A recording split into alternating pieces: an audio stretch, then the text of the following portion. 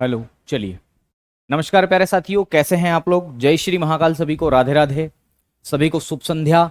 9:30 बज चुके हैं, जल्दी से क्लास के साथ जुड़ जाएं, है ना। चलिए, कल से हम मुद्रा और बैंकिंग पढ़ने वाले हैं, मनी एंड बैंकिंग वाला चैप्टर शुरू करने वाले हैं। और आज ये बेरोजगारी हमारा टॉपिक जो है ये लास्ट हो जाएगा।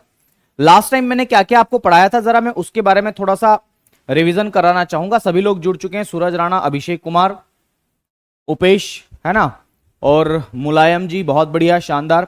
सभी को बहुत बहुत शुक्रिया, सभी जल्दी से जुड़ेंगे। सभी को शुभ संध्या बोलते हैं ना, शुभ संध्या बोलते हैं, ठीक है। शुभ संध्या का मतलब क्या होता है? तो शुभ संध्या का मतलब होता है कि अच्छी शाम हो भैया आपकी।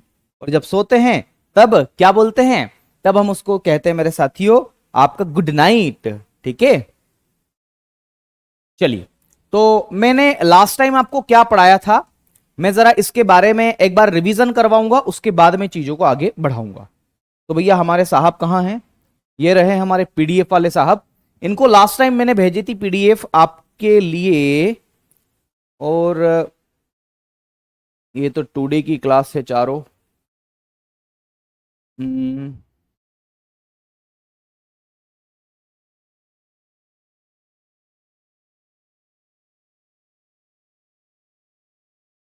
कल मेरे ख्याल से यही भेजी थी हमने, है ना। हाँ, बिल्कुल। देखिएगा, कल मैंने लास्ट टाइम आपको क्या क्या पढ़ा दिया था, जरा वो मैं उसका रिपीटेशन आपको करवा देता हूं। जीएसटी तो हम लोग पढ़ चुके थे, तो बार बार इसका रिवीजन करने से बचेंगे। मैंने गरीबी और बेरोजगारी वाला टॉपिक शुरू किया था, और बेसिक सी बातें मैंने आपको बताई थी कि गरीबी क्या है, बेरोजगारी क्या है, ठीक है। मैंने बताया था गरीबी एक सिचुएशन है, एक दशा है, एक स्थिति है। और कैसी स्थिति है? तो एक ऐसी स्थिति है जिसमें बेचारे व्यक्ति के पास में अपनी जो मूलभूत आवश्यकता है, फंडामेंटल नीड्स है, वो भी उसको पूरा नहीं कर पाता। तो ऐसी दशा जो है वो क्या कहलाती है? गरीबी कहलाती है। और गरीबी के दो प्रकार है, एक को हम कहते हैं सापेक्ष गरीबी, और दूसरे को हम कहते हैं निरपेक्ष गरीबी। सापेक्ष गरीबी का मतलब है इसमें तुलना की जाएगी, तुलना की जाएगी, कंपैरिजन की जाएगी। इसको अंग्रेजी में बोलते हैं रिलेटिव पुअर्टी।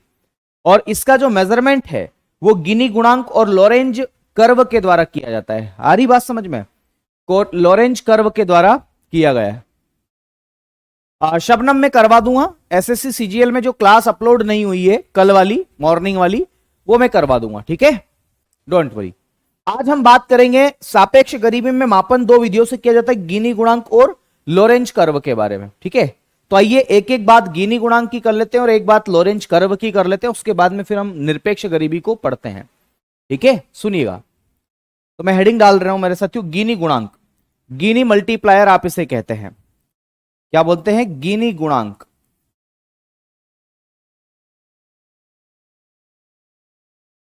गिनी गुणांक, इसे बोलते हैं गिनी मल्टीप्लायर।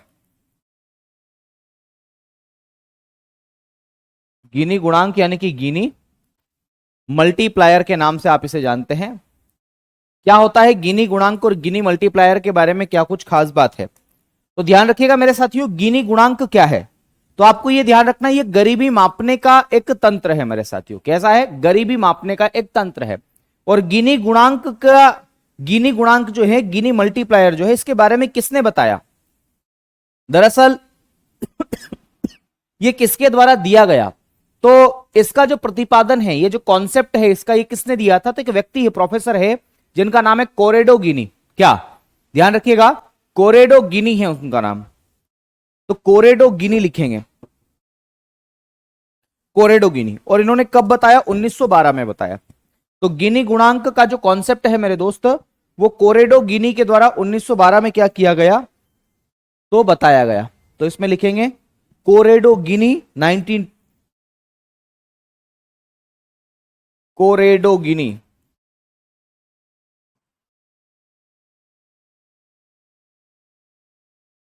1912 में इसकी अवधारणा दी। तो ध्यान रखिएगा, कोरेडो गिनी के द्वारा इसका कॉन्सेप्ट मेरे साथियों रखा गया। और कॉन्सेप्ट को हिंदी में बोलते हैं अवधारणा। तो गिनी गुणांक या इसका कॉन्सेप्ट जो है, इसकी अवधारणा जो है, इनके द्वारा रखी गई, है ना। और ध्यान रखिएगा इसका मान किस किस के बीच में होता है, तो 0 और 1 के बीच में होता है। बस ये खास खास बातें आपको याद रखनी है। इसकी जो मान, इसका जो मान है, इसकी जो वैल्यू है वो किसके बीच में रहती है, ध्यान रखिएगा इसका जो मान है या वैल्यू है वो 0 से 1 के बीच में रहती है। ठीक है, 0 से 1 के बीच, 0 से 1 के बीच में इसकी वैल्यू रहती है। ठीक है, किसके बीच में रहती है मेरे दोस्त, तो 0 से 1 के बीच में क्या रहती, इसकी वैल्यू रहती। ये बात भी आपको ध्यान रखना है। ये गिनी गुणांक की वैल्यू है मेरे साथियों। ठीक है, 0 से 1 के बीच में इसकी वैल्यू रहती है।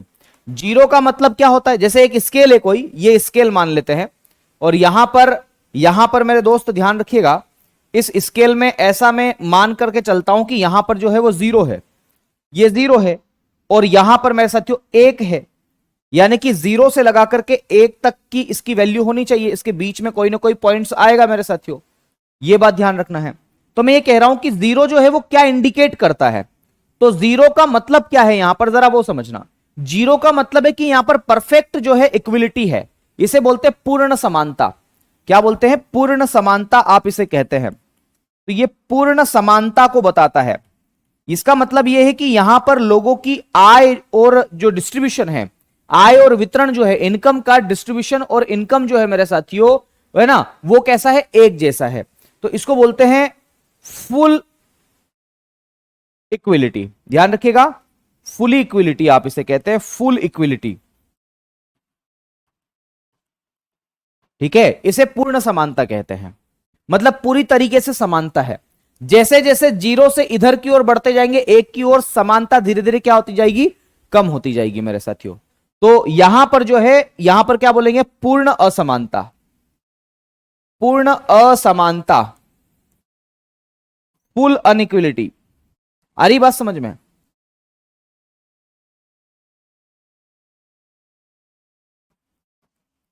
मतलब समानता जो है पूरी तरह से क्या हो गई, 0 हो गई, असमानता है। ठीक है, तो ये दोनों बातें आपको ध्यान रखना है। ये असमानता को दर्शाता है, 0 क्या दर्शाता है, समानता को दर्शाता है। बस इतनी ही बातें आप इसको याद रखिएगा। जैसे जैसे 0 से 1 की ओर बढ़ेंगे समानता क्या होती जाएगी, कम होती जाएगी। ठीक है, और 1 से 0 की ओर बढ़ेंगे तो समानता जो है वो बढ़ती जाएगी। ये दोनों बातें आपको याद रखना है, कॉन्सेप्ट है, याद रखिएगा जरा इस बात को। दूसरा है मेरे साथियों Lorentz curve. Lorentz curve, Lorentz curve या लॉरेंज वक्र बोलते हैं इसे हिंदी में, अंग्रेजी में इसे लॉरेंज कर्व बोलते हैं, लॉरेंज कर्व।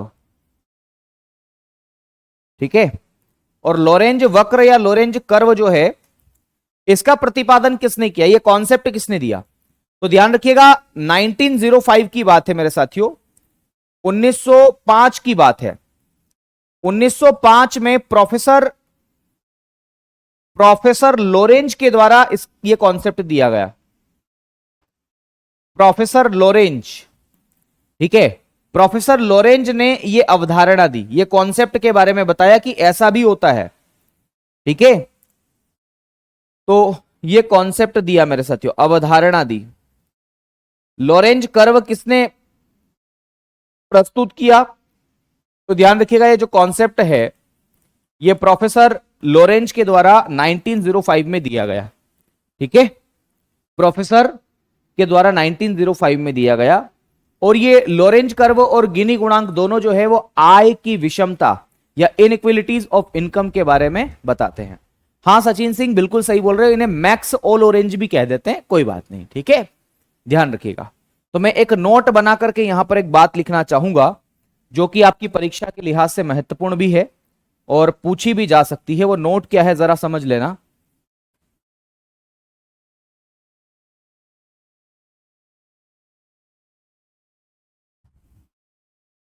नोट, और नोट क्या है मेरे दोस्त, तो नोट है दोस्त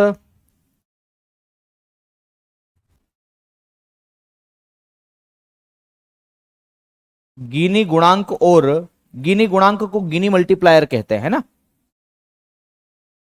गिनी गुणांक और लॉरेंज कर्व के द्वारा, या इसे लॉरेंज वक्र बोल देते हैं हिंदी में, वक्र के द्वारा, गिनी गुणांक और लोरेंज वक्र के द्वारा आय की विषमता को मापा जाता है।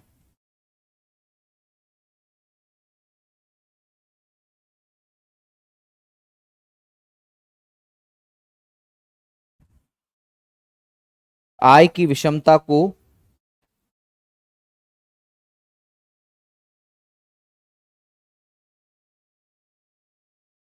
ठीक है, तो ध्यान रखिएगा इसको अंग्रेजी में क्या बोलते हैं। अंग्रेजी में इसके लिए शब्द है इन इक्विलिटीज of income.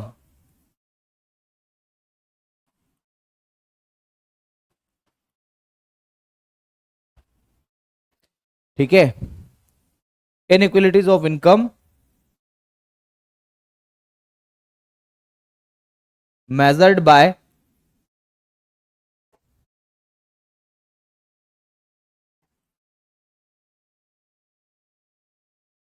Guinea multiplier and Gini multiplier and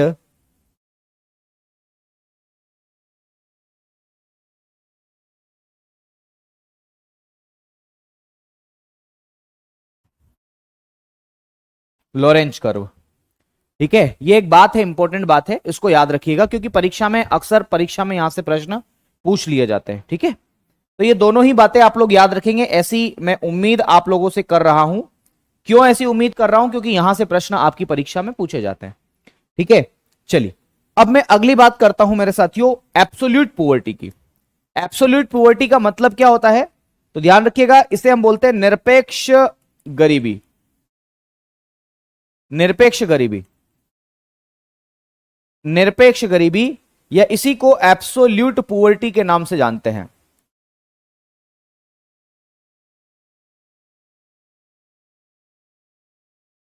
absolute poverty आप इसे कहते हैं।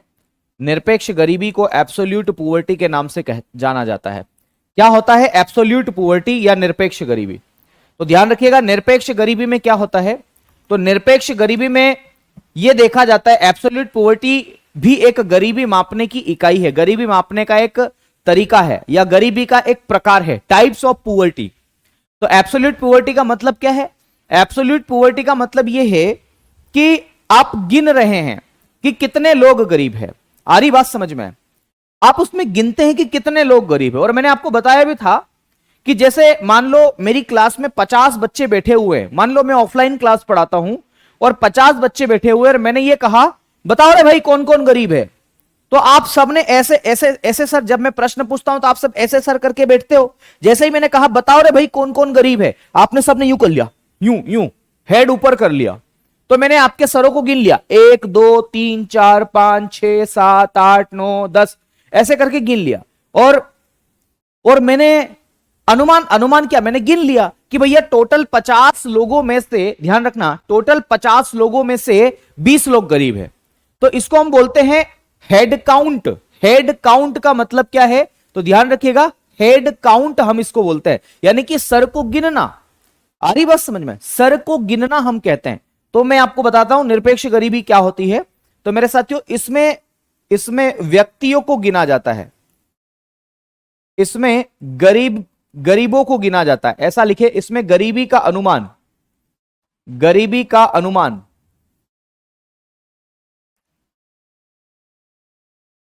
इसमें गरीबी का अनुमान व्यक्तियों की संख्या से किया जाता है, व्यक्तियों की संख्या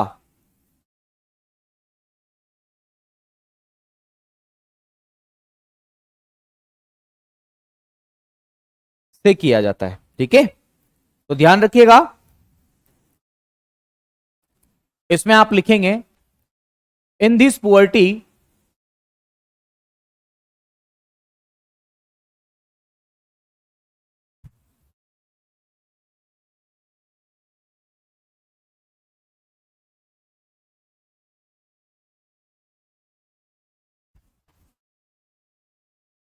in this poverty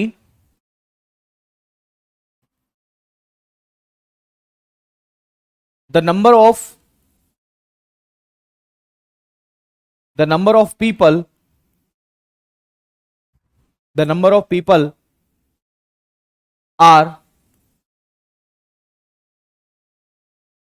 suffering from, suffering from basic needs. आ रही बात समझ में? जितने भी मतलब लोगों की संख्या जो बेसिक नीड से मेरे साथियों सफरिंग कर रहे हैं, उनसे हम कहें कि क्या बोलते हैं इसको, मतलब गुजर रहे हैं, ठीक है, उनको हम क्या करते हैं, तो ध्यान रखिएगा, गिनते हैं। तो ये बात आपको ध्यान रखना है, निरपेक्ष गरीबी कहते हैं। एक बालिका कह रही है कि सर आप बहुत स्लो पढ़ा रहे हैं।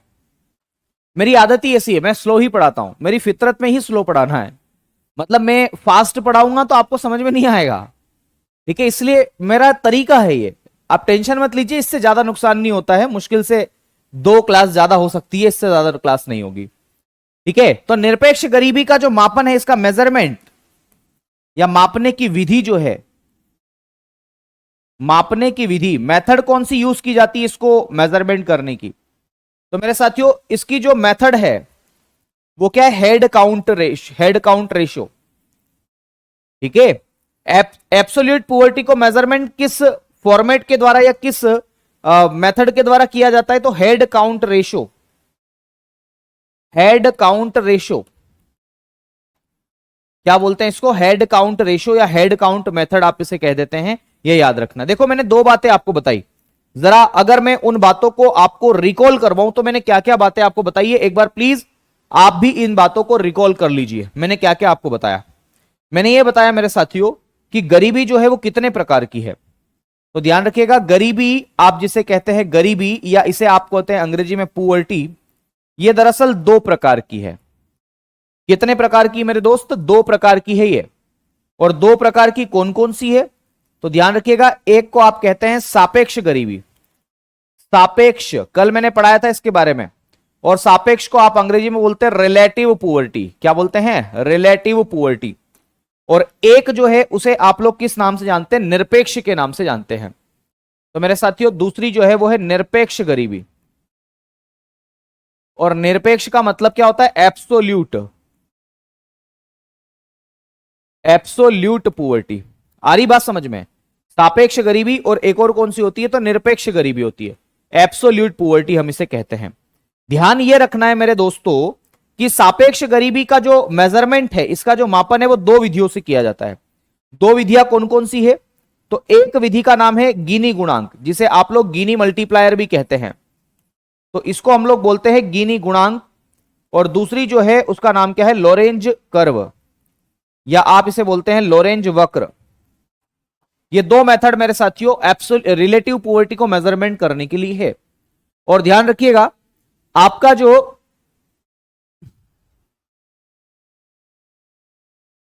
सुनिए मेरी बात को, आपका जो निरपेक्ष गरीबी है, एब्सोल्यूट पुअर्टी है, इसको मेजरमेंट दरअसल 2 मेथड से किया, सॉरी 1 मेथड से किया जाता है, उसका नाम क्या है, हेड काउंट मेथड, या इसी को हेड काउंट रेशो के नाम से भी जाना जाता है। हेड काउंट रेशो के नाम से भी आप इसे जानते हैं। तो दरअसल ये 2 प्रकार हैं इसके, जो कि मैंने आपको बताए हैं, इंपॉर्टेंट है इसलिए बार बार बता रहा हूं, नहीं होता तो कोई दिक्कत वाली बात नहीं होती। तो ये बात आपको ध्यान रखना है। अब ध्यान रखिएगा, मैं जो अगला हेडिंग आपको लगवा रहा हूं वो है गरीबी से संबंधित समितियां। तो कमिटीज कौन कौन सी बनी गरीबी से रिलेटेड, पुअर्टी से रिलेटेड, तो गरीबी की जो समितियां है, यहां से क्वेश्चन आते हैं। तो कमिटीज कौन कौन सी है, तो मेरे साथियों कमिटीज की हम बात करें कि कौन कौन सी कमिटी बनाई गई है गरीबी से संबंधित, ठीक है।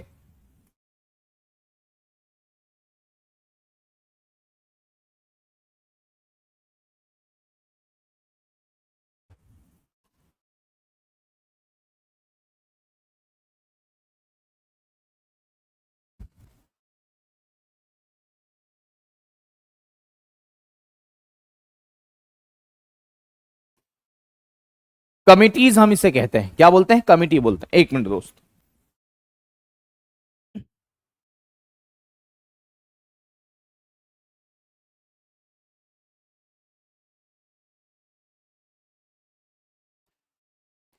चलिए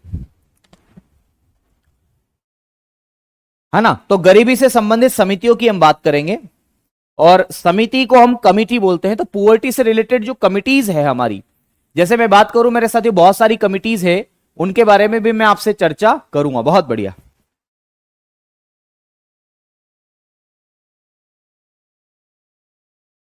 ठीक है, तो कौन कौन सी कमिटीज गरीबी से रिलेटेड है, आपको पता है कौन कौन सी कमिटीज जो है वो पुअर्टी से रिलेटेड है? देखो मैं पहले एक नाम बता देता हूं आपको ओवरऑल कि कौन कौन सी कमिटीज है जो पुअर्टी से रिलेटेड है। तो एक कमिटी का नाम है मेरे साथियों दांडेकर एवं एनरथ समिति। दांडेकर,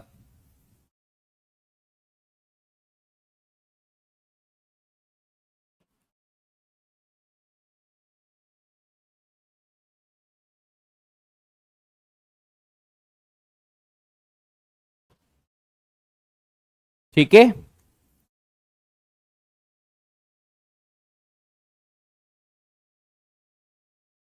दांडेकर एवं एनरथ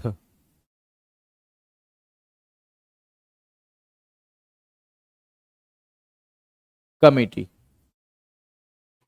ठीक है, एक ये कमिटी है मेरे साथियों, और ये कमिटी जो है वो कब की है, तो ध्यान रखिएगा 1971-72 की है, याद रखिएगा। एक कमिटी है मेरे साथियों जिसका नाम है अलग कमिटी या अलग समिति, अलग समिति,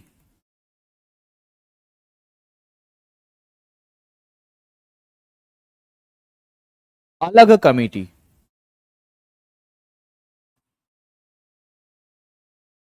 अलग कमिटी। ठीक है, अलग समिति नाम है इनका, एक ये है। इसके बाद में अगली एक समिति की मैं बात करता हूं।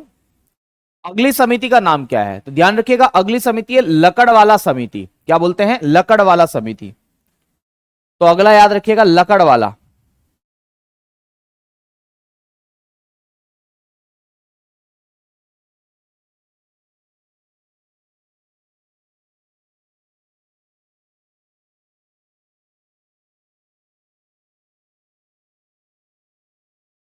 और एक याद रखना सी रंगराजन समिति।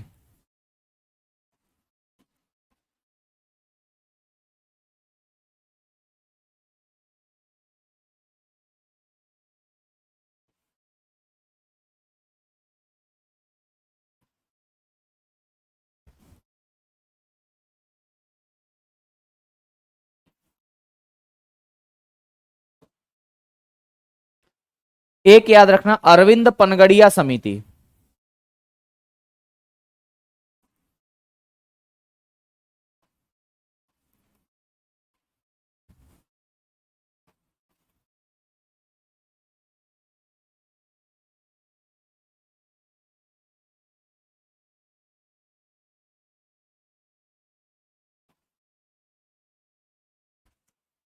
अरविंद पनगड़िया समिति है ना।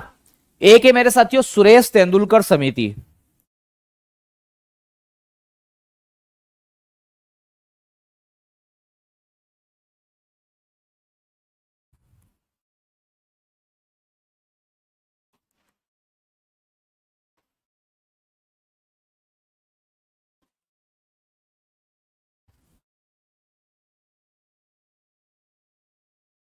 सर ये सचिन तेंदुलकर मत कर लेना, सुरेश तेंदुलकर है।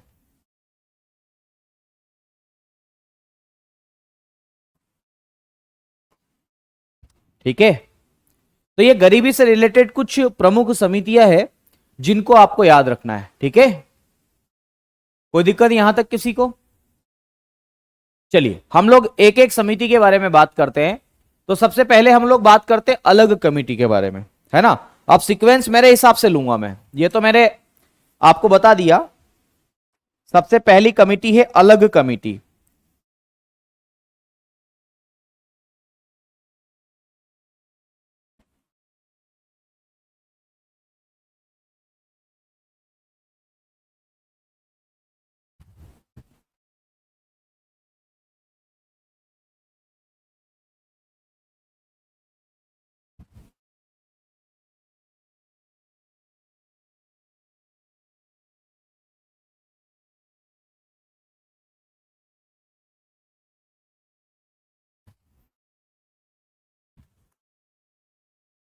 अलग कमिटी की हम बात करते हैं।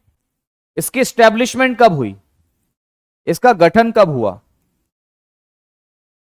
गठन का मतलब कॉन्स्टिट्यूशन भी बोल सकते हैं, कॉन्स्टिट्यूट भी आप बोल सकते हैं कि यह समिति कब बनाई गई।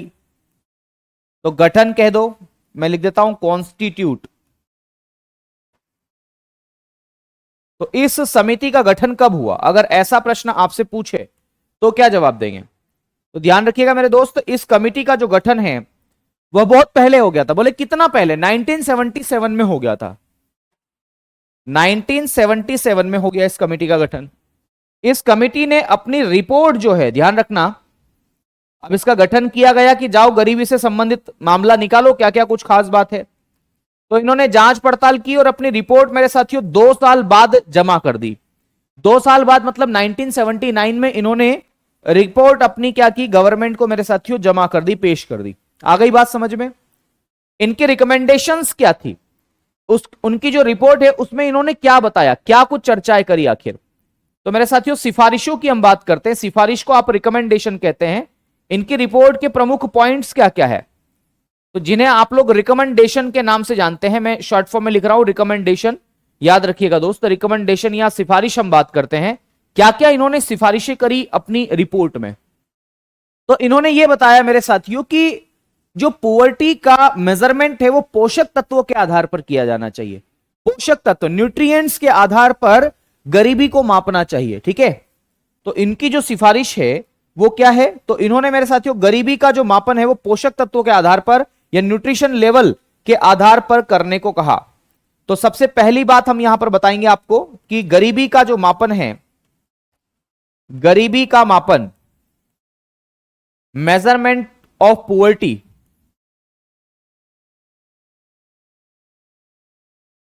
मेजरमेंट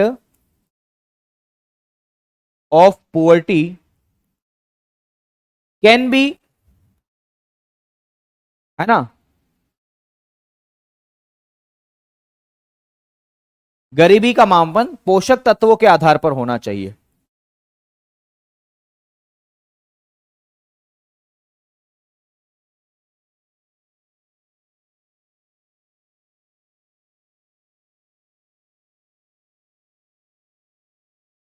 पोषक तत्वों के आधार पर, या ऐसा लिखो, गरीबी का जो मापन है वो कैसा होना चाहिए, तो पोषक तत्वों के आधार पर।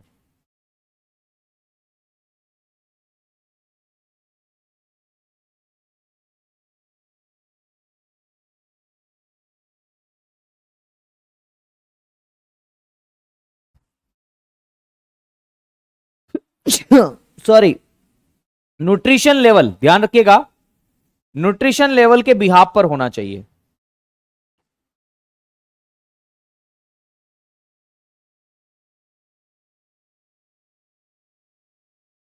और इन्होंने ये बताया कि ग्रामीण क्षेत्र में अगर आप गरीबी का मापन कर रहे हैं तो वहां पर कितना न्यूट्रिशन लेवल होना चाहिए। तो रूरल एरियाज में, ध्यान रखिएगा जरा एक बात को, रूरल एरियाज में कितनी एनर्जी लोगों को चाहिए। तो इन्होंने बताया कि जो गांव में लोग रहते हैं ना, उनको 2400 कैलोरी, 2400 कैलोरी की एनर्जी पर डे होनी चाहिए, पर डे, प्रतिदिन। एक दिन में उनको कितनी एनर्जी चाहिए? 2400 कैलोरी चाहिए। अगर इससे कम मिली तो आप समझेंगे कि वो गरीब है। वहीं पर मेरे साथियों अगर कोई शहरी क्षेत्र में रह रहा है, शहरी क्षेत्र का मतलब है अर्बन एरियाज में अगर कोई व्यक्ति रहता है तो उसको कितनी एनर्जी की आवश्यकता है। जैसे मैं शहर में रहता हूं तो मुझे 2100 कैलोरी एनर्जी केवल चाहिए, मुझे कम चाहिए। क्यों? क्योंकि मैं वैसा काम नहीं करता हूं ना। 2100 कैलोरी पर डे, अरे भाई मैं कोई शारीरिक काम तो करता नहीं हूं, मैं कोई फिजिकल वर्क तो करता नहीं हूं कि मुझे थकान हो और मेरे को ज्यादा एनर्जी लगे। मैं तो ऐसा काम करता हूं, दिमाग लगाने वाला काम करता हूं, पढ़ाता हूं आपको। तो ध्यान रखना, ये अलग समिति की रिपोर्ट है। इन्होंने क्या कहा? इन्होंने ये कहा कि भैया गरीबी का जो मेजरमेंट है या गरीबी का जो मापन है वो दरअसल ग्रामीण क्षेत्रों के लिए अलग होनी चाहिए, शहरी क्षेत्रों के लिए अलग होनी चाहिए। ये बात उन्होंने कहा, ठीक है। तो ग्रामीण क्षेत्र के लिए गरीबी मापने के लिए क्या पैमाना होना चाहिए? बोले एक व्यक्ति एक दिन में अगर गांव में रहता है तो 2400 कैलोरी इसको एनर्जी चाहिए। अगर इससे कम एनर्जी वो ले रहा है इसका मतलब है कि वो गरीब है, और अगर इससे ज्यादा एनर्जी ले रहा है तो हम कहेंगे वो गरीब नहीं है। ठीक है, तो ये ग्रामीण क्षेत्र के लिए और शहरी क्षेत्र के लिए कितना है? 2100 कैलोरी। ओ भैया, यहां से संबंधित क्वेश्चन आपकी परीक्षा में आते हैं, इसलिए डोंट ट्राई टू। ओके, हाँ भाई बिल्कुल, मनीष गुजर हो जाएगा, है ना। चलिए अगली कमेटी की मैं बात करता हूं मेरे दोस्तों। अगली समिति का नाम क्या है? ध्यान रखिएगा, अगली समिति का नाम है लकड़वाला समिति। लकड़वाला समिति, ना तो लड़का वाला ना लड़की वाला, इसका नाम है लकड़वाला।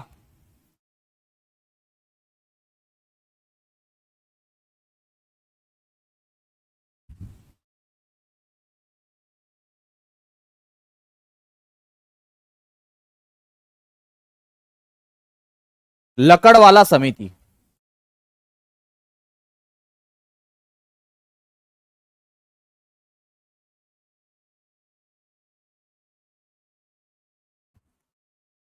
लकड़वाला कमेटी।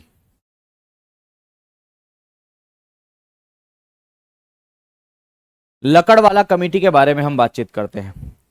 तो लकड़वाला समिति के बारे में हम क्या क्या बातचीत करेंगे जरा वो समझो। लकड़वाला समिति का गठन कब किया गया? इसका गठन कब किया गया?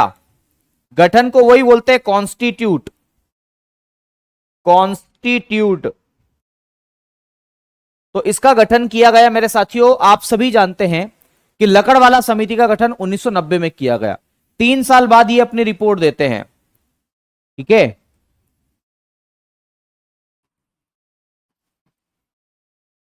कॉन्स्टिट्यूट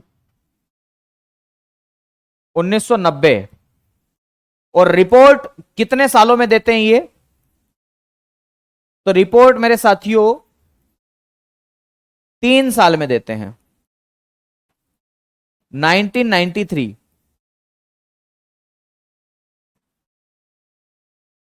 ठीक है, बस इतना ही याद रखो, इससे ज्यादा मत याद रखो। अगला मेरे साथियों, अगली कमेटी के बारे में हम बात करते हैं, इतना ही याद रख लो, इससे ज्यादा मतलब नहीं है आपको, है ना। अगली कमेटी है Suresh Tendulkar committee. Suresh Tendulkar committee.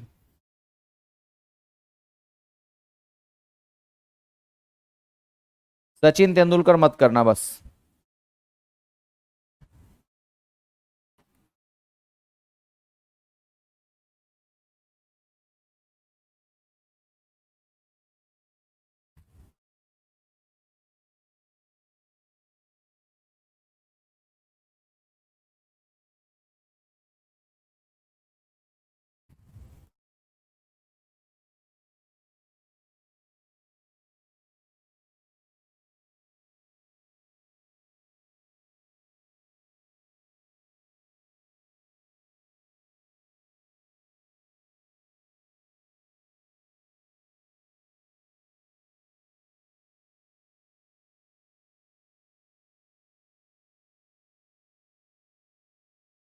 Suresh Tendulkar committee, इनके क्या ही कहने।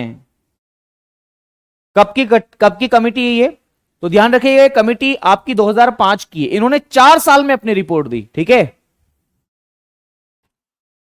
तो ध्यान रखिएगा, इसका जो गठन है कॉन्स्टिट्यूशन वो 2005 में हुआ, और इस कमेटी ने अपनी जो रिपोर्ट है वो 2009 में दी। मैं बार बार अंग्रेजी लिख करके मतलब क्यों समय वेस्ट करूंगा, आप समझ जाना कि क्या है। इन्होंने रिकमेंडेशन क्या दी अपनी रिपोर्ट में? क्या रिकमेंडेशन दी इन्होंने, सिफारिश? तो इन्होंने ये रिकमेंडेशन दी मेरे साथियों कि जो गरीबी का मापन है वह किसके आधार पर होना चाहिए? तो इन्होंने ये रिकमेंडेशन दी कि जो पुअर्टी का जो मेजरमेंट है मेरे साथियों वह कंजप्शन के आधार पर होना चाहिए, उपभोग के आधार पर होना चाहिए। ठीक है, तो इन्होंने बताया उपभोग के आधार पर, उपभोग को बोलते हैं कंजप्शन।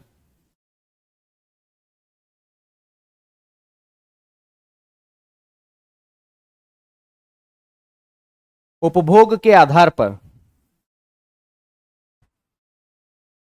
गरीबी का मापन होना चाहिए।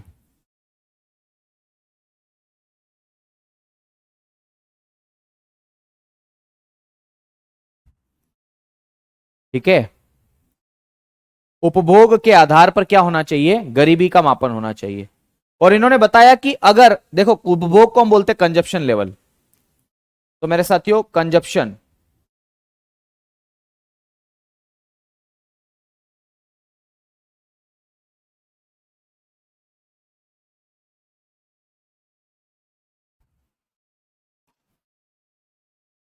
इन्होंने ये बताया कि अगर कोई व्यक्ति गांव में रहता है तो ग्रामीण क्षेत्र के लिए कितना उपभोग होना चाहिए। तो रूरल या ग्रामीण क्षेत्र में अगर कोई व्यक्ति रहता है तो एक व्यक्ति को कितना कंजप्शन करने का मौका मिलना चाहिए, तो ध्यान रखिएगा 816 रुपए मिलना चाहिए हर एक महीने में। तो मैं यहां पर लिख देता हूं, ग्रामीण व्यक्ति को मतलब 816 रुपए प्रति व्यक्ति प्रति माह, प्रति व्यक्ति, एक व्यक्ति को 816 रुपए एक महीने में अगर मिलेंगे, इतना अगर वो खर्च करेगा, इतना वो कंजप्शन करेगा, इतना वो खाएगा, इतने रुपए का वो खाएगा, तो हम कहेंगे वो गरीब नहीं है। ठीक है, 2009 है ये, 11 नहीं अंजलि, है ना। और वहीं पर अगर कोई व्यक्ति शहरी क्षेत्र का है, शहरी क्षेत्र या अर्बन एरिया का है मेरे साथियों, तो शहरी क्षेत्र वाला व्यक्ति जो है वो कितने रुपए अपने ऊपर एक महीने में खर्च करेगा। तो ध्यान रखिएगा वो एक महीने में लगभग 1000 रुपए अगर खर्च करता है, इतने रुपए का कंजप्शन करता है, 1000 रुपए प्रति व्यक्ति प्रति माह, 1000 रुपए प्रति व्यक्ति प्रति माह, अगर इतना वो पैसा खर्च करता है एक महीने में अपने लिए, तो हम कहेंगे वो गरीब नहीं है। अगर इससे कम पैसा खर्च करता है तो हम कहेंगे यार ये तो बहुत गरीब है बेचारा। ठीक है, तो सुरेश तेंदुलकर ने कंजप्शन लेवल के आधार पर, ठीक है, इसको किया है। ठीक है, बढ़ गई बात, समझ में आ गई। चलिए अगली समिति की हम बात करते हैं, सी रंगराजन समिति, ये 2012 की कमेटी है। तो अगला लिखेंगे सी रंगराजन समिति।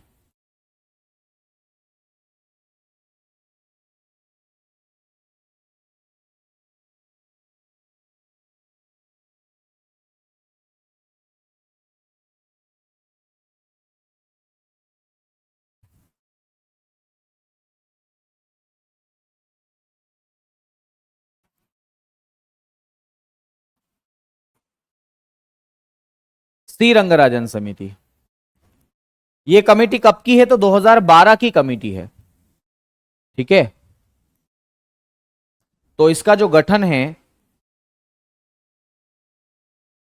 कॉन्स्टिट्यूट, वो 2012 में हुआ। इसने अपनी रिपोर्ट 2 साल बाद दी मेरे साथियों। सरकार को रिपोर्ट देते हैं ये लोग, ध्यान रखिएगा। और इन्होंने अपनी रिपोर्ट 2 साल बाद 2014 में दी। ठीक है, सी रंगराजन ने, इन्होंने भी जो गरीबी का मापन है, मेजरमेंट ऑफ पुअर्टी मेरे साथियों, वो किस बेस पर करने की बात कही, तो इन्होंने भी मेरे साथियों कंजप्शन लेवल के आधार पर ही कही। तो इसमें लिखेंगे उपभोग के आधार पर गरीबी का मापन, उपभोग के आधार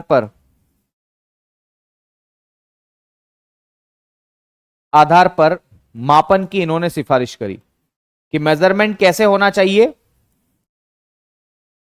तो मेरे दोस्त मेजरमेंट जो है वो कंजप्शन के आधार पर होना चाहिए। ये बात इन्होंने भी कही है, कोई दिक्कत वाली बात नहीं है। ठीक है, लेकिन इनका जो तरीका है वो थोड़ा सा बदल गया है। कैसे बदल गया, इसका मतलब क्या है, तो इसका मतलब ये है मेरे दोस्त, इन्होंने ये बताया कि अगर कोई व्यक्ति रूरल एरियाज में है, अगर कोई व्यक्ति ग्रामीण क्षेत्र में है, अगर ग्रामीण या रूरल एरियाज में कोई व्यक्ति है मेरे साथियों, तो उसको कितना खर्च करना चाहिए अपने ऊपर एक महीने में। तो कहते हैं कि एक व्यक्ति अगर एक महीने में 972 रुपए खर्च कर रहा है, 972 रुपए, 972 रुपीज प्रति व्यक्ति पर मंथ, प्रति व्यक्ति प्रति माह, अगर इतने रुपए वह अपने ऊपर खर्च कर रहा है, खाने पीने में खर्च कर रहा है, तो हम कहेंगे वो गरीब नहीं है। अगर इतने से भी कम खर्च कर रहा है तो हम कहेंगे यार ये तो बहुत ज्यादा ही गरीब है। आ रही बात समझ में। तो ये बेसिक सा एक फंडा यहां पर आपको ध्यान रखना है। दूसरी बात मेरे साथियों, अगर कोई व्यक्ति शहरी क्षेत्र का है, शहरी बोले तो अर्बन एरियाज का, अर्बन एरियाज का अगर कोई व्यक्ति है तो ध्यान रखिएगा उसको कितना रुपए खर्च करना पड़ेगा एक महीने में अपने ऊपर। तो ध्यान रखिएगा मेरे साथियों, 1407 रुपए प्रति व्यक्ति, पर पर्सन, पर मंथ, प्रति माह। मतलब एक महीने में एक व्यक्ति जो है अगर अपने ऊपर मेरे साथियों कितने रुपए खर्च कर रहा है, 1407 रुपए खर्च कर रहा है, तो हम कहेंगे वो गरीब नहीं है। अगर इससे कम खर्च कर रहा है तो वो गरीब है ना। श्रीराम जी कह रहे हैं पीडीएफ से पढ़ाया करो। ठीक है भाई, पीडीएफ से पढ़ाएंगे। ठीक है, एक बात मैं फिर कहना चाहता हूं आप सभी लोगों को, जब मैं अवसर 2.0 में पढ़ाऊंगा तब सब लोगों को वापस से क्लास करना है भैया। पहली बात, मैं ऐसा क्यों बोल रहा हूं कि आप लोगों को वापस से क्लास करना है? मैं ऐसा इसलिए बोल रहा हूं कि क्लास इसलिए करना है क्योंकि उसमें आपने अभी जितना पढ़ा ठीक है, जो नए लोग आएंगे वो भी उसमें ऐड हो सकते हैं, कोई दिक्कत वाली बात नहीं है। उसमें मैं पीडीएफ का भी यूज करूंगा, एनिमेशन का भी यूज करूंगा, हर चीज का मैं यूज करूंगा। मैं चाहता हूं कि कुछ ऐसे एग्जाम्पल लाऊं उसके अंदर जिससे आपको और अच्छे से क्लियर हो। जैसे जेठा का एग्जाम्पल लेके आ सकता हूं, दया का एग्जाम्पल लेके आ सकता हूं, किसी का भी। ठीक है, इसके ऊपर मैं विचार कर रहा हूं और बहुत अच्छी प्लानिंग के साथ उसको लेकर के आ रहा हूं। ठीक है, तो हम लोग वहां पर भी इसको देखने की कोशिश करेंगे। तो ये मुख्य मुख्य समितियां जो है, जो कि मैंने आपको बताई मेरे साथियों, ये गरीबी से संबंधित है। आपकी एग्जाम के लिए इतना ही महत्वपूर्ण है, गरीबी से रिलेटेड। अब हम बात करेंगे बेरोजगारी की मेरे दोस्तों, कि बेरोजगारी क्या चीज है। तो आइए मेरे दोस्त, अगर मैं बात करूं गरीबी के कारणों की, कि गरीबी के क्या क्या कारण हैं, तो आप सबको पता है व्यक्ति गरीब क्यों है। व्यक्ति गरीब क्यों है ये बताइए, क्या कारण है गरीबी का? तो मैं कुछ बेसिक सी चर्चा आपके साथ कर लेता हूं कि व्यक्ति गरीब क्यों है। व्यक्ति सबसे पहले तो गरीब इसलिए है क्योंकि व्यक्ति के पास रोजगार नहीं है। आ रही बात समझ में? तो रोजगार कम होने की वजह से, एम्प्लॉयमेंट कम होने की वजह से व्यक्ति गरीब है। पहली बात तो यह बात ध्यान रखना है आप लोगों को। ठीक है, और दूसरा, व्यक्ति गरीब इसलिए भी है क्योंकि वो शिक्षित नहीं है, यानी कि अशिक्षा, इलिटरेट है वो। अगर व्यक्ति पढ़ेगा लिखेगा तो ध्यान रखना वो गरीब तो नहीं हो पाएगा। गरीब नहीं रहेगा, वो पढ़ेगा लिखेगा तो कुछ ना कुछ तो सीखेगा। जैसे मैं पढ़ा लिखा तो मैं गरीब नहीं हूं। आ रही बात समझ में? मैं पढ़ा लिखा हूं तो मैं गरीब नहीं हूं। क्यों? कारण क्या है इसका? अरे भाई, मैं जो बोल रहा हूं, देखो अब कमेंट लगातार आने लग गए। मैं ये कह रहा हूं, सुनो मेरी बात को, पहले सुन लो, पढ़ाई को थोड़ी सी साइड में करते हैं, रुको एक मिनट, सुनो मेरी बात। आप सभी लोगों के लिए फ्री ऑफ कॉस्ट रहेगा वो अवसर 2.0 बैच। ठीक है, कभी भी आएगा, मुझे नहीं पता कि कब आएगा वो, लेकिन जब भी आएगा तब मैं उसमें पढ़ाऊंगा इकोनॉमिक्स वापस से। सर को बोलूंगा कि सर मैं वापस से पढ़ाना चाहता हूं इसमें इकोनॉमिक्स, ध्यान रखिएगा, और लाइव पढ़ाऊंगा। पर मैं आपको यह बताना चाह रहा हूं, मेरा कहने का मतलब यह है, क्योंकि मुझे बहुत सारे दोस्त लोगों ने मैसेज किया, मतलब करीबन 5 से 7 मैसेज मेरे पास में ऐसे आए जो कह रहे थे कि सर इंग्लिश में भी लिखो, इंग्लिश में भी लिखो। देखो, सबसे पहली बात ये आपको ध्यान रखना है कि अगर मैं हिंदी और इंग्लिश में लिखूंगा, दोनों भाषा में लिखूंगा, तो समय बहुत ज्यादा जाएगा। और मुझे, मेरा जो मेन फोकस है वो समझाने पर ज्यादा है। और मैं चूंकि मध्य प्रदेश से हूं तो मेरी हिंदी ज्यादा अच्छी है बजाय कि अंग्रेजी के, है ना। मैं ऐसा नहीं कि इंग्लिश नहीं बोल पाऊंगा या कर नहीं पाऊंगा, हो जाएगा, कोई दिक्कत वाली बात नहीं है। उसके लिए मैं 1 घंटा एक्स्ट्रा मेहनत करके आऊंगा, यही होगा। लेकिन अगर कुछ फैक्चुअल डेटा जो है, अगर मैं उसे अंग्रेजी और हिंदी दोनों में टाइप करवा के एक बढ़िया सी पीडीएफ या पीपीटी बना करके मैं आपको पढ़ा पाता हूं और उससे प्रोडक्टिविटी भी अच्छी आती है, तो हमें क्या दिक्कत है वो यूज करने में। तो मेरा यही प्लान है। जैसे आपकी क्लास में कल तो मैं बेरोजगारी पढ़ाऊंगा, कल मैं मुद्रा और बैंकिंग शुरू मुझे नहीं लगता कि कर पाऊंगा क्योंकि आज समय हो गया है। तो हम लोग क्या करेंगे, परसों संडे है, फिर भी क्लास रहेगी आपकी, ध्यान रखना, ठीक है। तो मैं क्या करूंगा कि उसमें हिंदी और अंग्रेजी दोनों के साक्ष्य का उपयोग करूंगा। और जैसे प्रश्न है बच्चों के होते हैं, बैंक क्या होता है, व्हाट इज बैंक, मुद्रा क्या होती है, तो कुछ कार्टून्स का मैं यूज करूंगा। उसमें पूछूंगा मुद्रा क्या होती है, फिर वो कार्टून का जवाब देंगे एक बॉक्से में, ऐसे करके कुछ आपको बहुत अच्छे से, मतलब उसको मैं कंपाइल करने वाला हूं। तो समय लगेगा इसके साथ में, लेकिन आपके बेच तक हो जाएगा ये काम, ठीक है, आपके बेच तक ये काम हो जाएगा। तो थोड़ा सा रुकेंगे हम लोग और वहां पर भी बात करेंगे। आप निश्चिंत रहिए, आपके साथ में हूं, लगातार हूं, पूरी टीम आपके साथ में, ऐसा क्या है, ठीक है। तो हम सब आपके साथ चर्चा कर। और रही प्रश्नों की बात, तो आपके प्रश्न ऐसे तो मैं चेक करता ही हूं टेलीग्राम ग्रुप पर, लेकिन अगर फिर भी कोई प्रश्न रह जाता है तो आप मुझे इंस्टाग्राम पर भी फॉलो कर सकते हैं। कुमार विनय 6327 उज्जैन वाले के नाम से मेरी आईडी है, वहां पर भी आप मुझे मैसेज कर सकते हैं, वहां पर भी मैं आपके मैसेज को देख लेता हूं, ठीक है। ध्यान रखिएगा, वहां पर भी मैं आपके मैसेज की रिप्लाई करता हूं, बातचीत करता हूं आप लोगों से, और अगर ज्यादा ही दिक्कत होती है तो हम फोन पर भी बात करते हैं, ठीक है। तो मैं बता रहा था गरीबी के कारणों की। मैंने पहला कारण बताया कि लोगों के पास रोजगार नहीं है। दूसरा कारण जो है वो है अशिक्षा, लोग पढ़े लिखे कम हैं, इसलिए भी मेरे साथियों, है ना, समस्या आती है, गरीबी आती है। तीसरा कारण एक सामाजिक कारण भी है, ध्यान रखिएगा, सामाजिक कारण भी है। और वो सामाजिक कारण क्या है? सामाजिक कारण ये कि मान लो जैसे मेरी बीवी पढ़ी लिखी है, एमएससी है माइक्रोबायोलॉजी से, ध्यान रखिएगा, और वो पढ़ा सकती है, सब कुछ कर सकती है, कमा सकती है, लेकिन फिर भी अगर मेरे घर वाले या मैं ये कहता हूं कि नहीं नहीं, ये घर का खाना ही बनाएगी, इसको पढ़ लिया बहुत अच्छी बात है, काम करने की आजादी नहीं है, तो ध्यान रखिएगा, अगर मैं ये कहता हूं तो ये एक सामाजिक कारण है। मैं समाज के दबाव में आकर के जो है ये बात कह रहा हूं, तो इसका मतलब है कि मुझे ये सामाजिक कारण भी गरीबी से छुटकारा नहीं देगा, ये बात ध्यान रखिएगा, ठीक है। फिर बढ़ती महंगाई भी एक गरीबी का कारण है, क्योंकि बहुत सारा व्यक्ति जो है मेरे साथियों, वो क्या है, महंगाई के कारण जो है आगे नहीं बढ़ पाता, ये बात ध्यान रखना है, ठीक है। फिर दूसरी बात मेरे साथियों, अमीर व्यक्ति बहुत ज्यादा अमीर है और गरीब व्यक्ति बहुत ज्यादा गरीब है। अमीर व्यक्ति बहुत ज्यादा अमीर इसलिए हो रहा है क्योंकि वो पैसों से पैसा बनाना जानता है, ध्यान रखिएगा, और गरीब व्यक्ति इसलिए है क्योंकि वो दारू के नशे में ही चकनाचूर है। आ रही बात समझ में? तो ये दोनों बातें आपको ध्यान रखना है, दोनों ही बातें इंपॉर्टेंट है, परीक्षा के लिहाज से दोनों ही चीजें महत्वपूर्ण है, ठीक है। और गरीबी का परिणाम क्या क्या हो सकता है? अगर कोई व्यक्ति गरीब है तो ध्यान रखिएगा उस गरीबी का रिजल्ट क्या क्या हो सकता है।